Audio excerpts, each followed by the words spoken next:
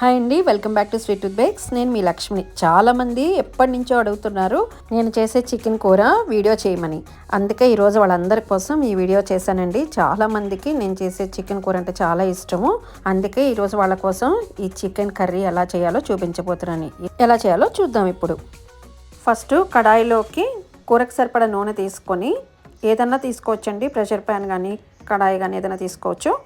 లవంగాలు, చెక్క వేసి వేగనిచ్చి సన్నగా కట్ చేసి పెట్టుకున్న ఉల్లిపాయ, పచ్చిమిరకాయలు కూడా వేసి బాగా వేగాక పసుపు వేసి ఒకసారి కలుపుకొని అల్లం వెల్లుల్లిపాయ వేసి బాగా పచ్చివాసన పోయేంత వరకు వేపుకోవాలి. నాన్ వెజ్ కూరల్లో ఫ్రెష్గా నూరుకున్న అల్లం వెల్లుల్లిపాయ అయితే చాలా బాగుంటుందండి. తర్వాత కడిగి పెట్టి ఉంచుకున్న చికెన్ వేసి బాగా కలిపి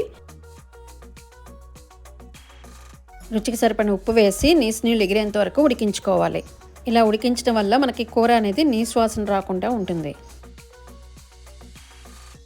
ఇలా నీళ్ళంతా ఎగిరిపోయాక రుచికి సరిపడా కారం వేసుకుని బాగా కలిపి, నేను దీంట్లో మసాలా కారం వేస్తానండి. ధనియాలు, జీలకర్ర, మెంతులు కలిపిన కారం. కొంచెం ముక్క మునిగేంత వరకు వాటర్ పోసి ముక్క ఉడికేంత వరకు మూత పెట్టి ఉడికించుకోవాలి. కూర ఉడికేలోపు మసాలా రెడీ చేసుకుందాం. మసాలాకు కావాల్సింది మిక్సీ జార్ తీసుకొని లవంగాలు, ఇలాచి, దాల్చిన చెక్క, ధనియాలు. నేను ఈ మసాలా అంతా కిలో కూరకి వేస్తున్నానండి. అంతా డిస్క్రిప్షన్లో ఇస్తాను. గసగసాలు వేసి మెత్తగా పౌడర్ లాగా పట్టుకోవాలి. పౌడర్ అయ్యాక పచ్చి కొబ్బరి ముక్కలు వేసి సరిపడా వాటర్ పోసి మెత్తగా పేస్ట్ చేసుకోవాలి. ఈ పచ్చి కొబ్బరి వేయటం వల్ల గ్రేవీ కూడా మీకు బాగా వస్తుంది.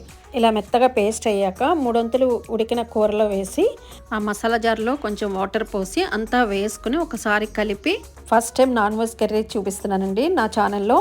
చాలామంది అడుగుతున్నారు, అందుకే ఈ వీడియో చేశాను. కూరకి మసాలా పట్టేంత వరకు మూత పెట్టి 10 నిమిషాలు ఉడికించుకొని, గ్రేవీ ఎక్కువ కావాలంటే ఇంకా కొంచెం మసాలా మీరు వేసుకుని యాడ్ చేసుకోవచ్చు. ముక్క మంచిగా ఉడికాక సన్నగా కట్ చేసుకున్న కొత్తిమీర వేసుకొని దించేసుకోవటమేనండి.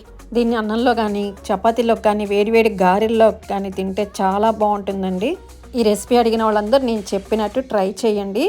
ఎలా వచ్చిందో కామెంట్ చేయండి.